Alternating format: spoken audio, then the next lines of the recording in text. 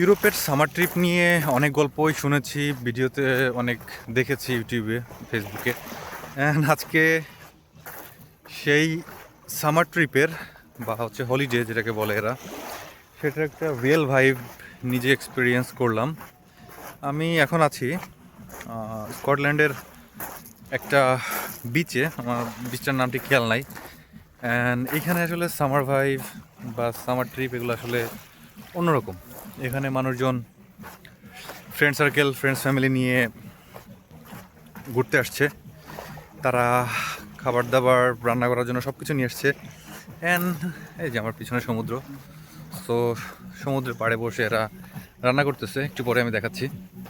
So আমার পিছনে দেখতে পাচ্ছেন এখানে ফুল ফ্যামিলি, বাবা মা ভাই বোন ছেলে মেয়ে সবাই একসাথে বসে ড্রিঙ্কস করতেছে, রান্না বান্না করতেছে, গান চলে, তারা এনজয় করতেছে নিজেদের মতো করে।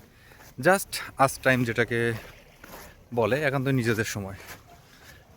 আর আমার এখানে রাত 8টা পার হয়ে গেছে, তারপরে হচ্ছে এখনও অন্ধকার হয় নাই।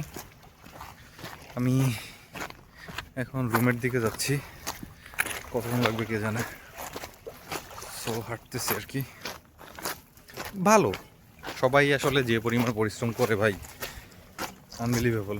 বাট সব মিলে ভ্যাকেশন দরকার আছে মাঝে মাঝে, 2-3-4 মাস পর পর, না হলে মেন্টালি ফাকড আপ হয়ে যাওয়া লাগে। সো এই ভিডিওটা এই পর্যন্তই, বাট ইনসেইন, খুবই মজা লাগতেছে আমার কাছে। আগে বাংলাদেশে ফ্রেন্ডদের সাথে ঘুরতাম, এখন দেশের বাইরে ট্রিপ দিয়ে শুরু করছি, আলহামদুলিল্লাহ সব কিছুর জন্য। Bye bye.